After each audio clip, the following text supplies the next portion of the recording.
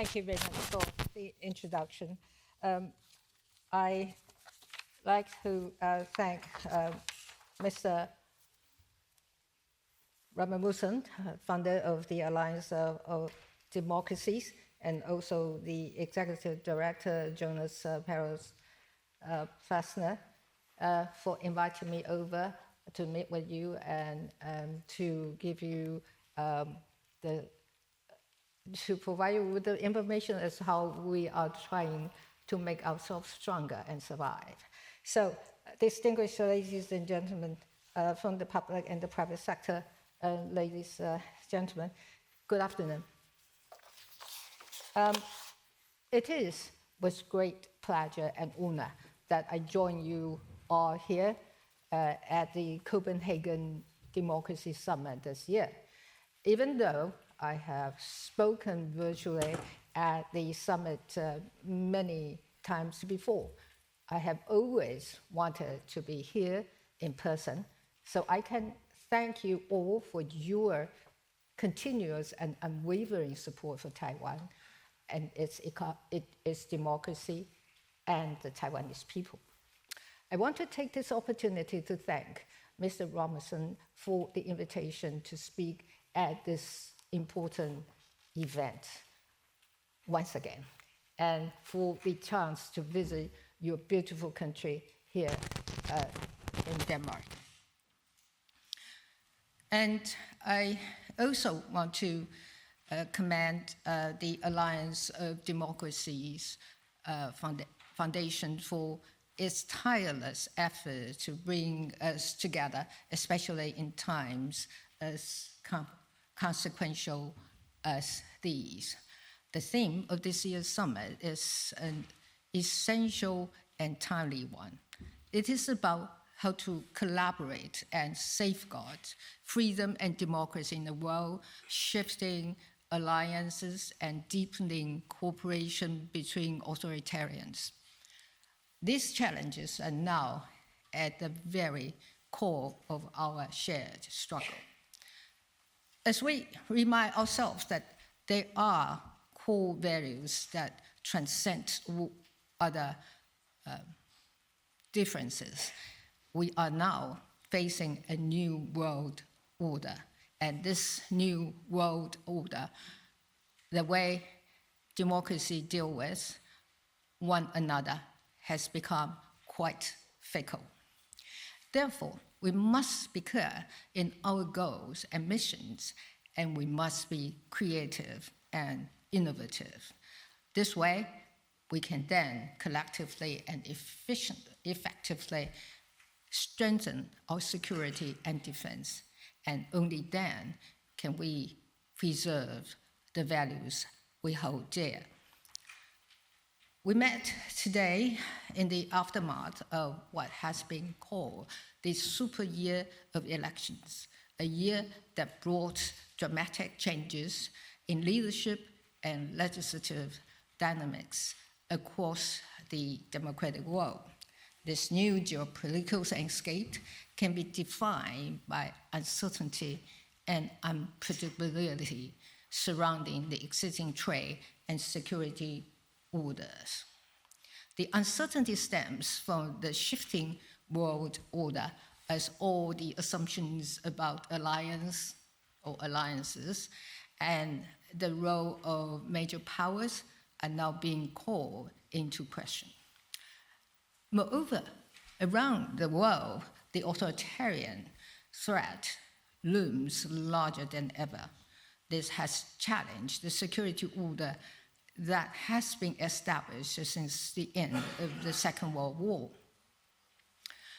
Democracies are now finding themselves in a situation where security responsibilities are being re-established or redisputed. The European Union now has the awareness and understanding that it should be ready to take additional responsibility in Europe, collective security arrangements such as NATO. In addition, unpredictability also arises from the rebalancing and redefining of trade relationships. The trade conflict we are seeing now are challenging the decades-old international trade rules and order. The newly realized uncertainties and unpredictabilities pose unprecedented challenge for us. Therefore, while faced with possible conflicts in rebalancing trade interests and redistribution of the security responsibility, democracies have to make sure that they are still united and continue to be effective in maintaining their effectiveness in responding to their individual and collective security. These efforts have to be consistent and solid because our adversaries are constantly aligned and developing new methods to divide us, to erode our institutions, and to polarize our people. What this means is that democracies will have to be even more committed to tackling the uncertainties and challenges that engaged after such changes. To do that will require great wisdom from our leadership and collaboration from all societies. Now is the consequential time for outreach and adaptation. The rules of engagement have changed, so our collective strategies must evolve with them. At the moment, we are also in a dire needs of a new strategy to keep our countries safe and our economies prosperous, making ourselves resilient in the face of challenges, and resilience is the key word. And it is not just a buzzword. It is the scaffolding of sustainable autonomy. It allows us to absorb shocks, adapt under pressure, and emerge stronger. In Taiwan, we know what resilience looks like because we understand all too well the danger posed by those who seek to exploit democracy's imperfection. Our people experience the ill effects of authoritarian rules, and now we are experiencing the much intensified threats and intimidations almost on a day-to-day basis.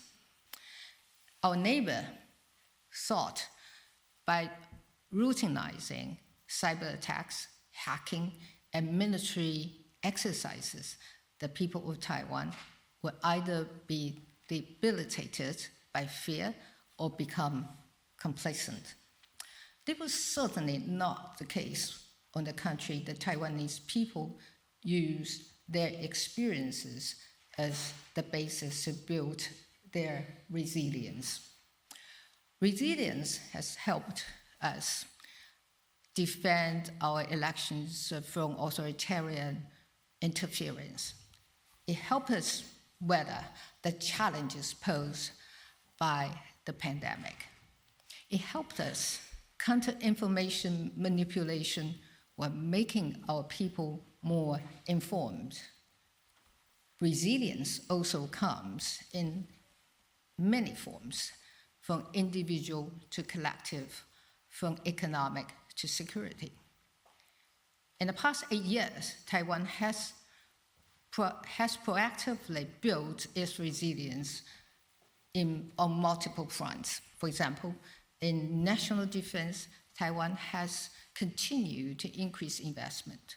By the time my administration ended in May 2024, Taiwan's defense budget has risen by over 80%, at a rate of nearly 8% each year. This is the most organized and systemic defense investment Taiwan has ever made. Taiwan will continue to increase investment as required by its security needs. In addition to investments in traditional platforms such as combat aircraft, Taiwan also made substantial investments in asymmetric capabilities such as mobile land-based anti-ship cruise missiles. These investments also extend to our troops who have been receiving improved combat training and equipment to enhance their battlefield awareness as well as command and control.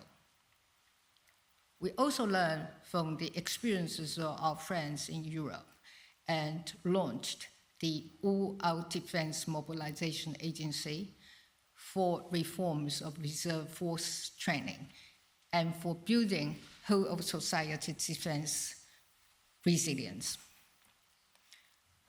These initiatives will maximize Taiwan's self-reliance in defense and societal resilience in the face of increasing threats. We also want the world to know that we are willing to bear our shares of burden and do not take our security partners' support for granted. Taiwan has also fortified its digital infrastructure to withstand cyber threats and has coordinated with civil society to counter information manipulation. In this era of advanced technology, we all must contend with foreign information manipulation and interference, that is FIMI, as well as cognitive warfare. What technologies have given the public a platform from which to express themselves, they have also facilitated the proliferation of information manipulation. Ill-intended actors use social media platforms to spread false and misleading information to threaten our democratic foundations. Their actions are designed to drive a wedge between fellow citizens, between societies and governments, and even between countries. Moreover, with the rise of AI technology, cognitive warfare is becoming less restrained by language or national borders.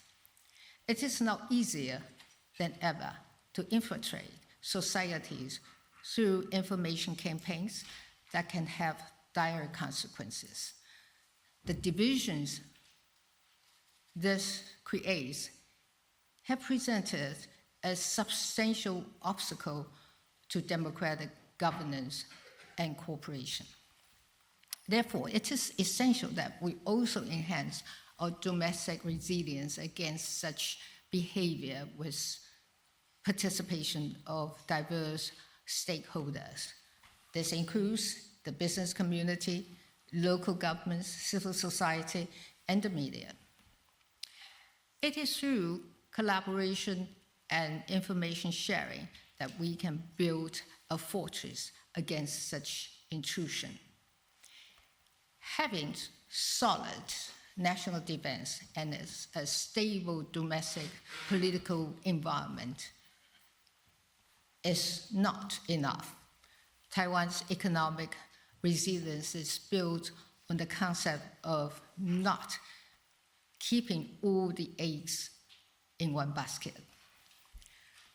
Through strategic partnerships, Taiwan has built an ecosystem that is ready to contribute to the secure global supply chain.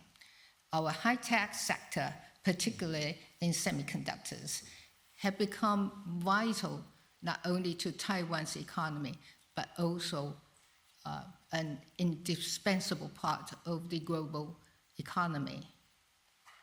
In an age where AI also defines power, Taiwan's chip industry anchors global prosperity.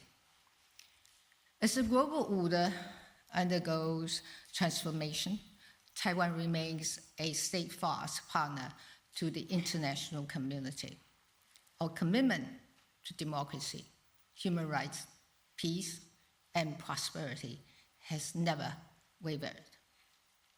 Not only do we understand all too well that the damages posed by those who seek to exploit democracy's imperfection, the Taiwanese people have also experienced firsthand all effects of authoritarian rules. Taiwan's existence helped keep China's expansionist ambition in check. For the broader international community, Taiwan's existence shows that democracy can survive and thrive even when under constant threat. Taiwan's security is essential to regional stability and to defending democratic values amid mounting authoritarianism. We also understand the strategic interests of our partners, and we act in ways that strengthen them. Taiwan is uniquely positioned to serve as a high-tech manufacturing hub with the democratic camp, within the democratic camps. This manufacturing agility enhances global supply chain resilience, especially for partners in our region and beyond, and in sectors like electronics, green energy, and healthcare. I'm also confident that neither external aggressions nor domestic challenges can weaken the resilience of our people and our democratic system. Taiwan has shared and will continue to share our experience in resilience building with our friends from the international community. Our reliability is not measured only by slogans, but by our consistent action, even in the face of extraordinary pressure.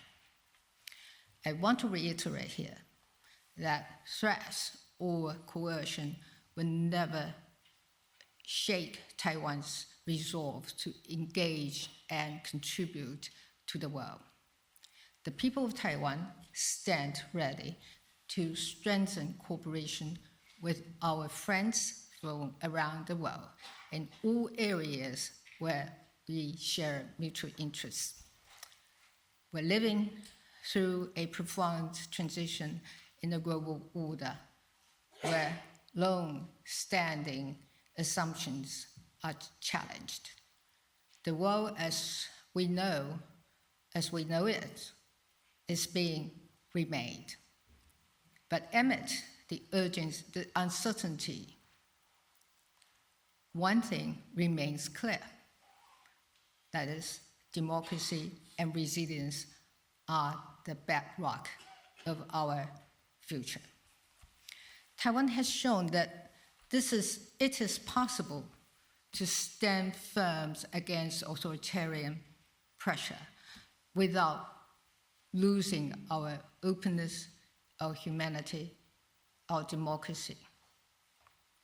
We offer our experience as proof that democracy, despite imperfect, is enduring and can resolve the most difficult challenges. Taiwan always looks forward to being joined by those who share the same desire in facilitating and safeguarding stability and peace. And Taiwan also stands ready to share with international partners and with its decades of experience and lessons learned. So our region and the rest of the world are more prepared and equipped to maintain what is so precious to us, that is the freedom and democracy we all enjoy. While we will surely face other challenges in the future, I'm very confident that by being united and working together, we will always come out on top. I want to thank Mr. Robinson and Alliance of Democracies Foundation again for the invitation. It is such a great pleasure to be here and be among you all. Thank you.